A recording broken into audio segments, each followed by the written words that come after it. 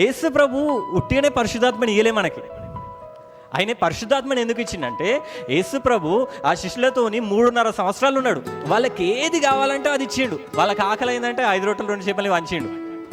వాళ్ళు ఓడల కొట్టుమిట్లాడుతున్నారు, చచ్చిపోయే స్టేజ్లో అంటే నడుచుకుంటే వాళ్ళ దగ్గరకు వచ్చిండు. ఒకసారి ధర్మశాస్త్రం పెట్టుకొని ఫరిసీయులు వాళ్ళని చంపడానికి వస్తే వాళ్ళకి రివర్స్ మాట్లాడిండు.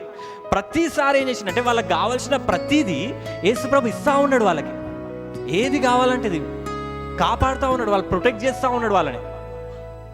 కానీ ఒక టైం వచ్చింది. ఆ టైం వచ్చినాక ఏమైందంటే యేసుప్రభు వెళ్ళిపోతుండు. ఇప్పుడు 3.5 సంవత్సరాలు వాళ్ళ కంటికి రెప్పలాగా కాపాడుకుండు యేసుప్రభు ఆ శిష్యుల్ని. ఇప్పుడు ఆ ప్రేమ అన్ని దొరికినాక ఒకటేసారి వెళ్ళిపోతా అంటే బాధ ఉంటుందా లేదా? అప్పుడు యేసుప్రభు ఏమంటాడంటే, నేను మిమ్మల్ని అనాథల్లా వదిలేయను, నేను వెళ్ళిపోతున్నా కదా, నేను వెళ్ళిపోయి మీ కొరకు నాలాగా నేనే మళ్ళీ వస్తా అన్నట్టు, నేను మీ కొరకు పరిశుద్ధాత్మను పంపిస్తా అంటాడు. హల్లెలూయా. ఆ ప్రేమ మీరు మిస్ కాకండి.